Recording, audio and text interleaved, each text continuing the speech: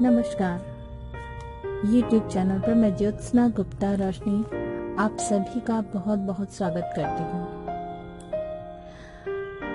एहसास की दुनिया की रंग बिरंगी कहानियों के साथ मैं आपको YouTube चैनल के अलावा प्रतिलिपि पर भी मिल सकती हूँ।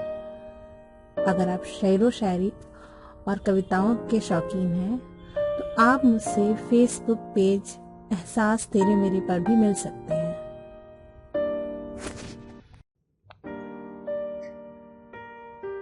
नमस्कार। एक बार फिर मैं आप लोगों के लिए लाई हूँ रंग बिरंगे एहसासों से भरी हुई कहानियों की दुनिया से एक और कहानी, एक दूजे के लिए। नैना और अनुराग की कहानी, प्रेम और त्याग की कहानी, एक दूजे के लिए। मैं थक चुकी हूँ तुमको समझाकर। क्यों नहीं समझते कि मैं एक लड़की हूँ, नहीं कर सकती अपनी मर्यादाएं पार। तो मैं कौन सा तुमसे तुम्हारी इज्जत का सौदा कर रहा हूँ। सिर्फ साथ चाहता हूँ, और वो भी उम्र भर का। नहीं दे सकती मैं ऐसा कोई वादा। क्यों नहीं दे सकती?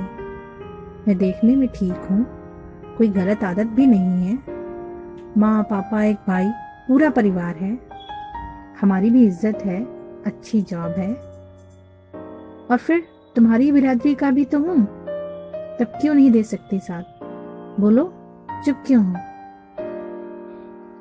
मैं अपने घर में 3 बहनों में सबसे बड़ी हूँ। पिताजी और माताजी का सहारा हूँ। किसी भी तरह का कोई भी आश्वासन मैं तुम्हें नहीं दे सकती। और प्रेम, उसके लिए तो मेरे जीवन में कोई भी अस्तित्व नहीं है। तुम्हारे अपने परिवार के प्रति वचनबद्धता देखकर मैं तुम्हारी तरफ आकर्षित हुआ। तुम्हारे सिवा कोई और मेरी जीवन संगिनी कभी नहीं बन सकती। मैं इंतजार करूंगा तुम्हारा आजीवन। नहीं, तुम नहीं समझ रहे। मैं कभी भी शादी नहीं करूंगी। तुम चाहो तो मेरी छोटी बहन निहारिका का हाथ मैं तुम्हें दे सकती हूँ। वो भी काफी सुलझी हुई है, समझदार है, बिल्कुल मेरे जैसी है। क्या है, कुछ भी बोलती रहती हो। मैं तुमसे बोल रहा हूं और तुम। खैर, तुमसे कुछ कहना ही बेकार। इतना ही समझाया तुमने मुझे। मुझे तुम्हारी जैसी नहीं, तुम चाहिए। तुम्हारा साथ चाहिए। हम दोनों मिलकर सारी जिम्मेदारियां निभा लेंगे। तुम पुरुष हो, एक वक्त बाद बदल जाओगे। मेरा फर्ज सिर्फ तुम्हारे और तुम्हारे परिवार के प्रति बंधकर रह जाएगा। अच्छा, चलती हूँ। नैना, उफ, रुको ना। तब तक तेज कदमों से नैना अपने घर को निकल चुकी थी और अनुराग उसे जाता हुआ देखता रहा।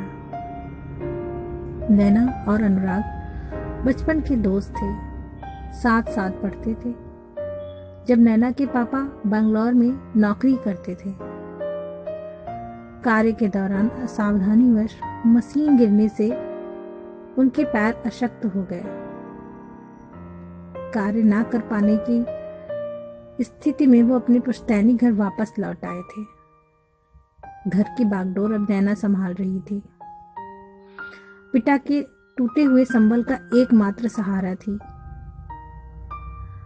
यूं तो अनुराग हर पग पर बराबर का साथी था, परंतु नैना अपने परिवार को किसी के लिए बोझ नहीं बनने देना चाहती थी। घर पहुंचकर, पापा, निहारिका, निम्मी आ गई क्या? अरे नहीं, आज उनकी सहेली का जन्मदिन है ना, तो आने में देर होगी।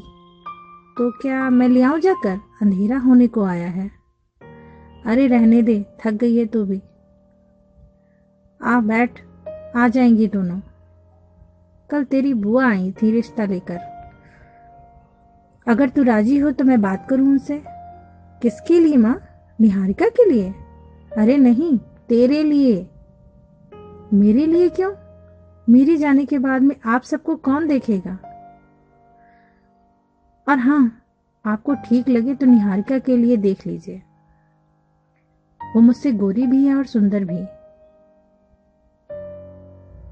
ठीक है, मैं भी तेरी बुआ को बोल देती हूँ। माँ, माँ, बाहर से बहुत तेज से खटखटाने की और माँ माँ की आवाज सुनकर दरवाजे की तरफ बढ़ते हुए माँ ने दरवाजा खोला। पर ये क्या? दरवाजे पर निहारिका एक अधेड़ उम्र के साथ वरमाला पहने हुए खड़ी थी। माँ उसे देखकर ठिठक गई और जोर से चिल्लाई, नैना, ओ नैना। इतनी तेज आवाज सुनकर नैना भागी हुई बाहर की तरफ आई और सामने देखकर वह भी अचंभित रह गई। नैना, ये क्या किया तुमने? माँ, मैंने विमल राय से शादी कर ली है। विदुर है पर धनी है, मुझे सब सुख सुविधाएं दे सकते हैं, वो भी सम्मान के साथ। निहारिका के ये सारे शब्द चुभने से प्रतीत हो रहे थे। आप लोग उम्र के अंतर को देखते हुए कभी राजी नहीं होते। 2 बच्चे भी हैं इनके, पर मुझे कोई ऐतराज नहीं और ना उनको हमसे है। अगर आप खुशी से हमें अपनाकर अपना आशीर्वाद देते हैं तो ठीक, वरना हम चले जाते हैं और अब फिर कभी नहीं आएंगे। निहारिका, ये क्या बोलती जा रही है तू? कुछ भी बड़बड़ाती जा रही है। माँ कुछ बोल नहीं रही है तो इसका मतलब तो बोलती ही रहेगी। तभी निम्मी ने सहमत जताते हुए कहा, दीदी ने ठीक ही किया, शादी उनका अपना फैसला है। तू चुप कर निम्मी, तुझे ये सब पता था और फिर भी तूने मुझे नहीं बताया। हमारी तो जाति बिरादरी में नाक ही कटवा दी इसने। ये सब करने से पहले बोल तो देती एक बार। अब क्या मुंह दिखाएंगे बिरादरी में? निम्मी को और तेरी दीदी को कौन ब्याह ले जाएगा? माँ ने चिंतित स्वर में कहा। उनकी आंखों से अश्रुधाराएं बहने लगी। मेरी चिंता करने की जरूरत नहीं है, और दीदी की जैसी सूरत है, इनसे तो कोई पसंद करने और शादी करने से रहा। निम्मी ने तपाक से बीच में कहा। चुप कर कलमुही, माँ गुस्से में बोली। नैना ने माँ को भी शांत कराया और पूजा की थाली बना के आरती उतारी। घर में उस वक्त जो था शगुन के रूप में देकर निहारिका को विदा कर दिया। सही भी था, हर किसी को अपनी जिंदगी के फैसले लेने का अधिकार है। नैना अपने ही विचारों में खोई थी कि पिता ने व्हील चेयर कमरे में ले चलने को बोला। आज उनको अपने अपाहिज होने का एहसास हो रहा था। रात को बिस्तर पर, माँ, निम्मी से भी पूछ लो क्या उसने किसी को पसंद किया है, वरना बाद में। और तू क्या उम्र भर ऐसी ही बैठी रहेगी? हाँ माँ, मैं शादी नहीं करूंगी। मेरा जीवन आप दोनों के लिए ही है। कुछ दिन बाद, आज सुबह हर दिन से अलग लग रही थी। तभी दरवाजे पर अचानक दस्तक होती है। इतनी सुबह कौन होगा? अरे अनुराग, तुम? हाँ मैं। क्यों, तुम्हारे घर आना मना है क्या? अरे नहीं नहीं, आओ अंदर आओ। कौन है नैना? अंदर से आवाज आई। माँ, मेरे साथ पढ़ते थे अनुराग, जब हम लोग बंगलौर में थे। आजकल हमारे ही शहर में आए हुए हैं, इनका ट्रांसफर यहीं हुआ है। आइए बैठिए। नमस्ते। माँ के चरण छूकर एक किनारे शालीनता से बैठे अनुराग को देख रही थी। अनुराग ने बोलना शुरू किया, आपकी जानकारी के लिए बता दूं, आपकी छोटी बेटी मेरे ही कार्यालय में कार्यरत है, आजकल संविदा पर, और मैं रहने की जगह ढूंढ रहा था तो मिस निम्मी ने यहाँ का पता बता दिया। और फिर?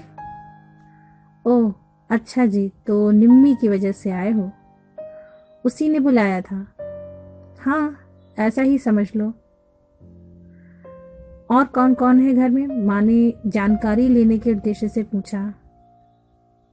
बस माँ, पापा और एक छोटा भाई जो भी पढ़ाई कर रहा है। मिस निम्मी ने बताया कि आपके पास कमरा खाली है, तो बस यहाँ ही चला आया। अरे हाँ, ठीक है, अच्छा किया। और जानने वाले हो तो हमें भी कोई परेशानी नहीं होगी। वक्त अपनी गति से चलने लगा। एक रोज, माँ, मैं और कुछ भी कहना चाहता हूँ, इसे मेरी अभद्रता ना समझें तो कहूँ। हाँ बोलो बेटा। माँ, मैं नैना को पसंद करता हूँ, उसके साथ जीवन बिताना चाहता हूँ, परंतु जिम्मेदारियों के तहत वो इस शादी से इनकार कर चुकी है। तो क्या आप लोग मुझे बेटे के रूप में स्वीकार कर सकते हो? मैं आपकी बेटी के जीवन साथी के रूप में ना पा सकूं, साथी के रूप में ही साथ निभा सकूं, इतना ही बहुत।